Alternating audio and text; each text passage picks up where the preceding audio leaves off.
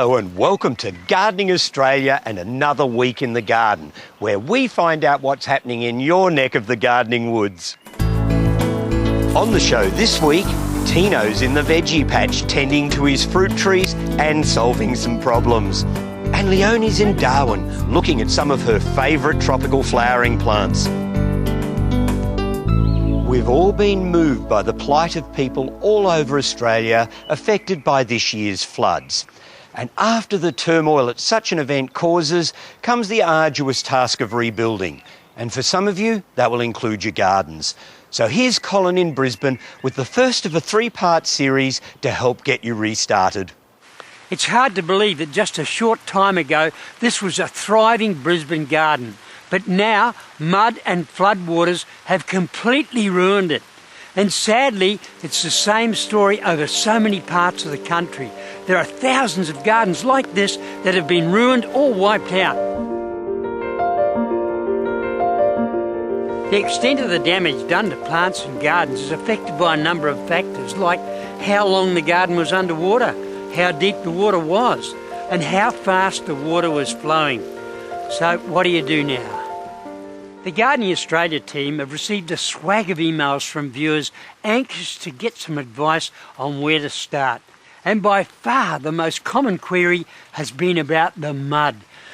Bess from Brisbane says everything's caked in river mud. I was unsure whether I should remove all the mud or try to mulch and dig the caked mud back into the soil. Well, Bess, as a general rule, if the mud is more than 50 millimetres thick, I'd say you'd have to take it off and send it away to the tip. But if it's less than 50 millimetres, you can apply mulch and dig it back into the soil. But do remember this, you've got no idea what was in that water that flowed over the soil. And some of it could have altered the acidity of the soil. So, first thing, do a pH test. I'm doing 2 pH tests here. One from the original soil, and that's just about perfect. The other is from the deposited silt, and that's slightly acidic. So a little bit of dolomite will make it ideal to dig back into the soil. John Baker from Greendale also sent us an email, and he too is concerned about mud. He says the fine silt deposit in his garden has set hard, but he suspects it may contain nutrients and wants to know how he can turn it back into useful soil. Well, John, you might be right about the nutrients because you are downstream from the farms of the Lockyer Valley. And the productive soils that send that sludge down leaves a mud deposit that can be rich in nutrients, and it could be good for the garden as long as it's not too thick. Once this mud dries out, it goes as hard as concrete. But we've had a shower of rain and it's nice and soft again. But believe me, it is going to get hard. Now, to prevent that from happening, it's simple. Just get plenty of this stuff, gypsum. Spread it liberally all over the ground. Thick layer, and then dig it in. The gypsum will help the mud to break down into a really friable soil, and the addition of some organic matter will help too. If you have a free draining soil, then it's going to be important to reinvigorate that soil because so many of the valuable nutrients will have been leached out. Give it a good application of organic fertilisers, followed by fortnightly feeds with a seaweed extract. Another common question is how to cope with flood-affected trees and shrubs, and Jenny from Emerald asks what she can do to help their chances of survival or revival. Well, first thing you've got to do is look at the leaves, and if you've got plants with leaves that are coated with this muddy residue, well, it's a good idea to hose it off straight away because that enables those leaves to breathe. But if your shrub or tree has lost a lot of leaves, there's only one thing left to do, and that's to prune it back hard. Here you can see a tree that's been pruned back only a week ago. Look at all the lovely new growth. That's going to come away and be brilliant. Another big issue is when the mud cakes up around the trunk of a tree. Now, if it's left there, it could induce a disease called collar rot. So I'm going to scrape it all away with a mattock and let that trunk breathe. I'm also adding a bit of wetting agent because sometimes waterlogged soils become water repellent.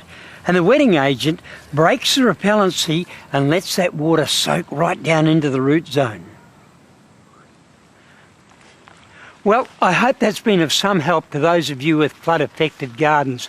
And over the next few weeks, I'll be doing more flood-related stories. But next time, I'll be talking to a gardener called Bill, who lost everything in the floods except his passion for gardening. See you then. I'm in the southeast Melbourne suburb of Armidale, visiting a garden which is the spectacular result of a strongly forged friendship. Chris. Hey, Stephen. G'day, how are you? I'm fine, thank you. Really good to meet you. Well, thank you for inviting me to your garden. No worries. When Sophia, a project manager, had to move to Melbourne for work, she knew that she wanted an edible patch. Chris, a doctor of ecology, lives in a flat across town, and he was desperate for somewhere to get his hands dirty.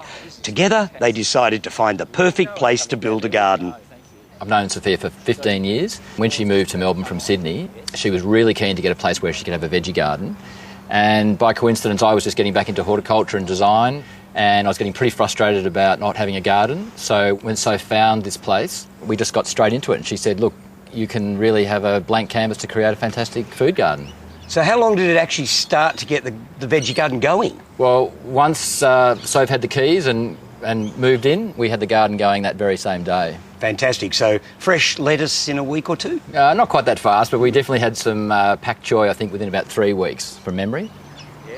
The result of this unusual partnership is a northeast-facing garden filled with a cacophony of densely planted veggie beds, pots, herbs and aquatic plants, a simple gravel entertaining area and plenty of fun. So, Sophia, what drove you to want a vegetable garden? Well, Stephen, I've got a European background, and as you know, Europeans love to eat all the time, and it's always about eating. So the great thing is having a vegetable garden. I can be always cooking food for my friends that come around. Always, Chris needs to be fed, obviously working very hard in the garden. So it's just having the access to the vegetables. So has having the garden given you the opportunity to try new foods and in different ways?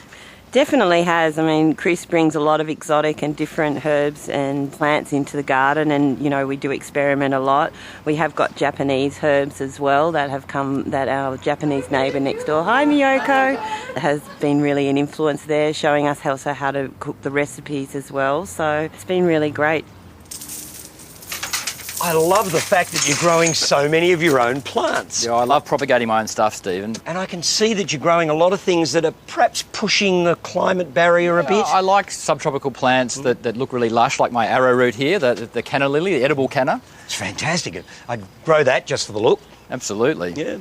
And this one. Yeah, this is my pride and joy. This is taro, and you can eat the tubers, and just looks fantastic with big elephant ears. Yeah, fabulous looking plant, great tropical accent.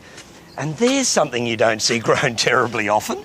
Yeah, this is a cranberry hibiscus, so it has beautiful hibiscus flowers, but you can eat the leaves.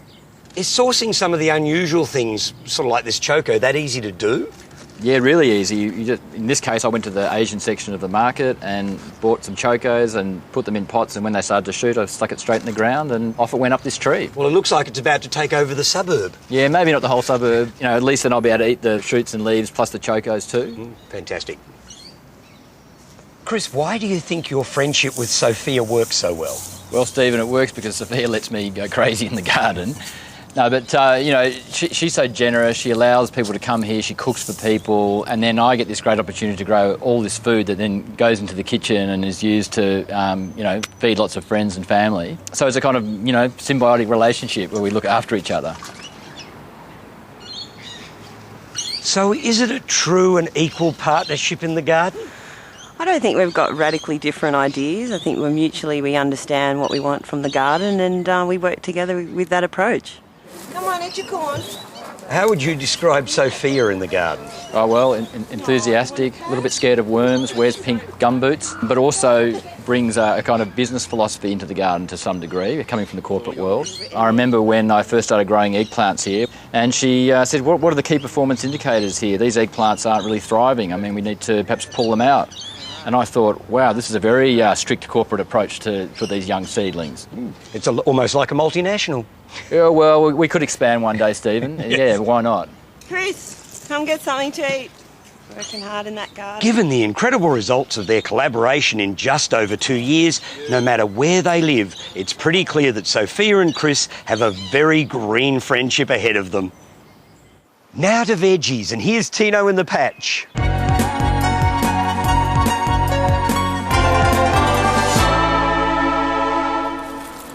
Check out these apples. The trees here at the patch are laden with fruit, but there's still a few problems that I need to address today. And the worst are these little mongrels, the pear and cherry slug. Because of this year's higher than average humidity, these guys have come out in their thousands. Not only do they look disgusting, but they chew on the leaves, leaving them damaged like that. This weakens the tree and lowers your crop yield. And they can actually kill a young tree like this, so they've got to go. There are several ways you can control your pear and cherry slug. You can let your chickens in underneath the tree over winter, or you can get fire ash from your fire and throw it over your tree. Another method is to get a high pressure hose and blast them off using that. But I'm going to use this stuff, Bacillus thuringiensis. Don't worry, it's a big word, but just go to your nursery and ask for BT, and you can mix it up and spray it on your tree. Pear and cherry slug can attack any tree or shrub from the Rosaceae family. That's things like plums, cherries, pears and quinces. The next problem I've got to address is on this apple tree. Now this is a healthy apple leaf. It's green and it's glossy. This, on the other hand, is yellowed off with a green vein down the middle. On a juvenile leaf, this is a telltale sign of iron deficiency. Eventually, the leaf will crispen up on the sides and fall off. This can be easily rectified with a good dose of iron chelates. You can pick this stuff up from pretty much any nursery. Add about 50 grams of iron chelates to a 9-litre watering can, give it a stir, and then water it around the drip zone of your tree. It's amazing how quickly this stuff works. You'll certainly see results within a couple of weeks, but sometimes it can happen virtually overnight.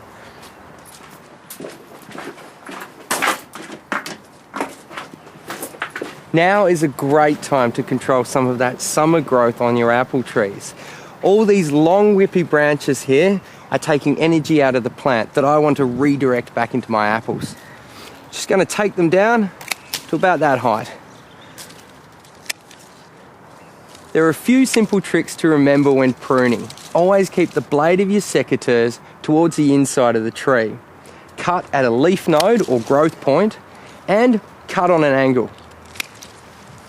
Well, that's pretty good.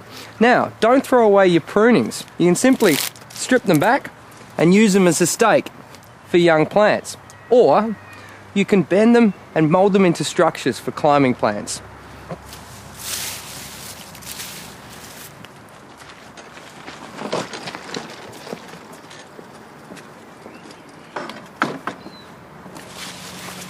Now for the corn. A lot of people leave these laterals on, but I remove them. You might lose a couple of ears, but you get bigger, juicier cobs.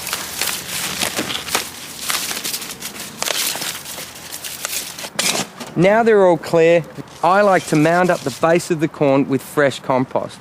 Now there's a few reasons for this. It gives stability to these tall crops. It also aids with moisture retention, which is important because corn is a very thirsty crop. And it helps feed the plant with a good dose of organic matter. There's a couple of jobs that you can do at this time of the year to keep your garden healthy and productive. Well, happy gardening, and I'll see you next time.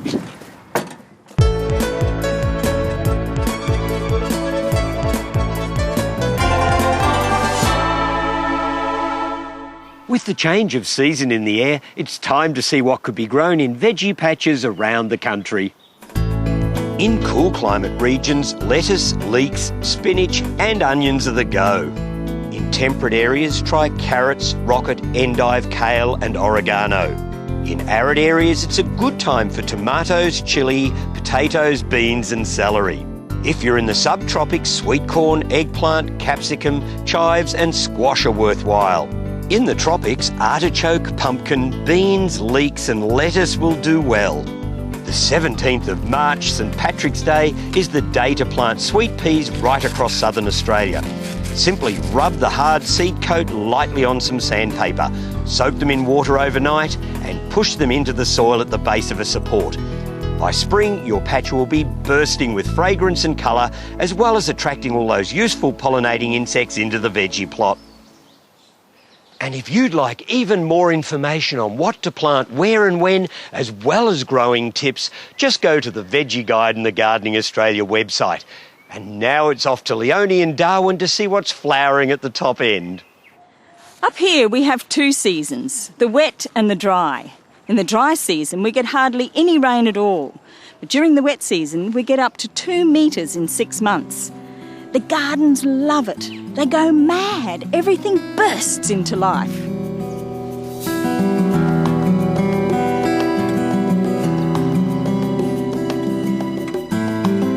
I'm in the George Brown Darwin Botanic Gardens because it's a great place to see a whole range of plants, particularly the ones that are flowering at this time of year, and they'll bring some much needed colour into your garden. This is one of our top-end native grevilleas from the Stone Country in Kakadu. It's Grevillea dryandri, and it's wonderful at attracting birds into your garden. It only grows to about 2 metres tall, and you can keep it more compact by cutting back the flowering stalks after each time they flower. This prostrate grevillea is another local native. It's Grevillea formosa, and it's good in rockeries and as a ground cover. And these flowers are full of nectar, so it's another great favourite with the birds. Both of these grevilleas are fast-growing but short-lived, just a couple of years normally. It's important to plan for succession so you don't end up with gaps in your garden. They like to be lightly mulched and use a low phosphorus fertiliser.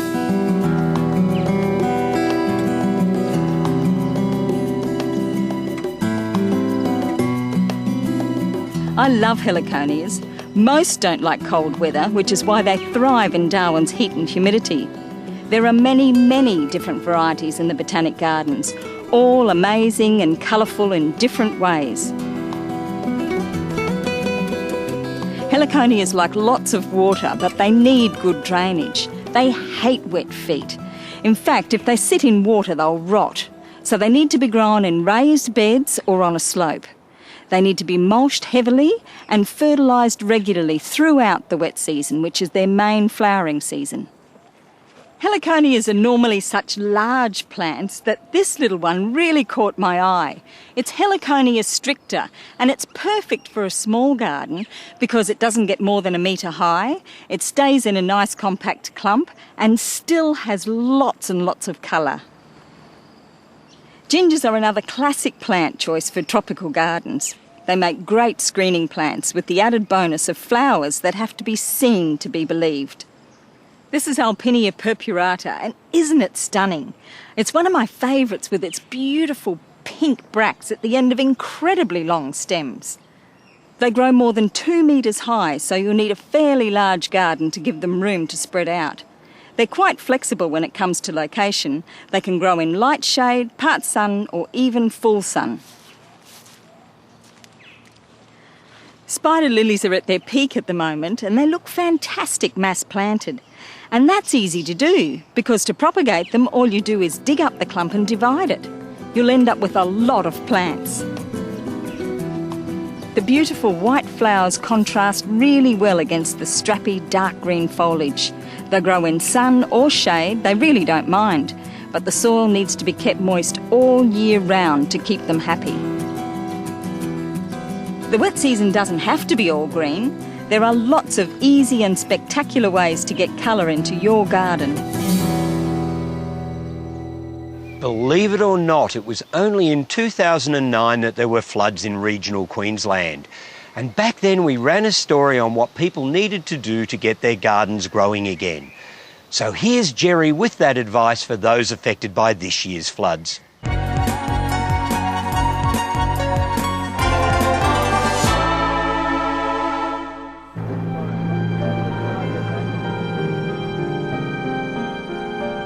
The above-ground devastation caused by flooding is obvious. destruction of buildings and homes, erosion of valuable topsoil, and the complete removal of vegetation. Although the loss of vegetables and flowers is heartbreaking, the real damage that flooding causes to gardens lies underground. In a healthy soil, the soil will provide plants with anchorage, nutrients, oxygen and water. But once this soil becomes saturated, all the air pockets are removed. I'll show you what I mean.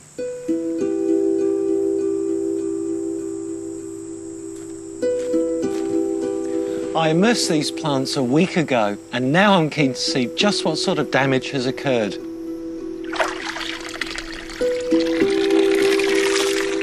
Studies have shown that within 24 hours of immersion, the root hair zone, which is right at the tip of the roots, begins to die, leaving plants vulnerable to a range of diseases. Now this is a pawpaw, and I want to see just what has happened during this week underwater. Well, the first thing that's happened is that the roots have died. There's very little grip on the soil. The next thing is it smells awful. It's like rotten eggs.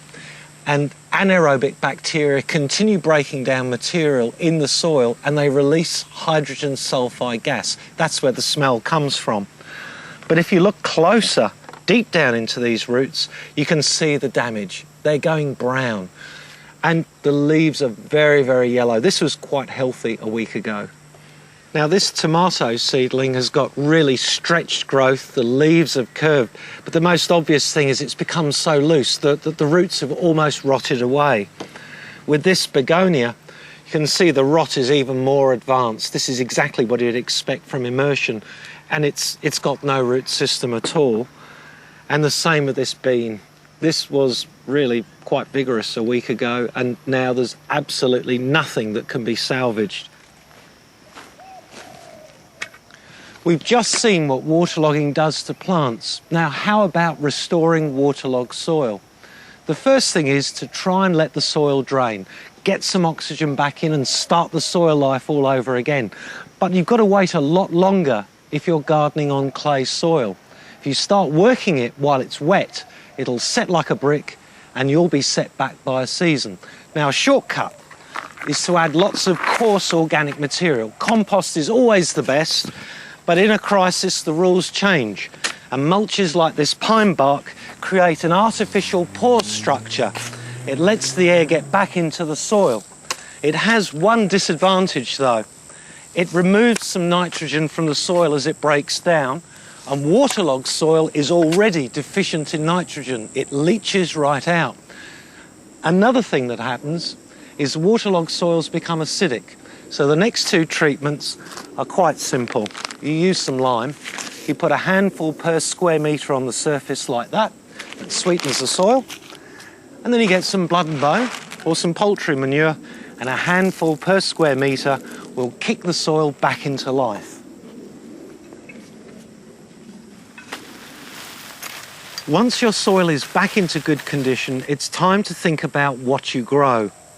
Bamboos, gingers, cannas, swamp lilies, sedges, taro, rainforest palms, banana and yams are all plants that can cope with both wet and dry conditions. So if you do live in a flood-prone area, you'll need to grow these sorts of plants for success. And if you're determined to grow annuals and vegetables, you'll just have to live with the vagaries of nature. Now, my Brisbane garden has never been flooded, but I do get the occasional heavy downpour of rain. And that's why when I set the garden up, I created raised garden beds. That shortens the recovery period after intense falls of rain.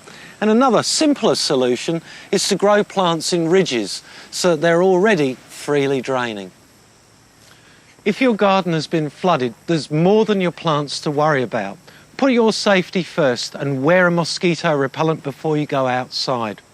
Always make sure you empty water features, saucers and old buckets so you don't give mosquitoes a chance to breed.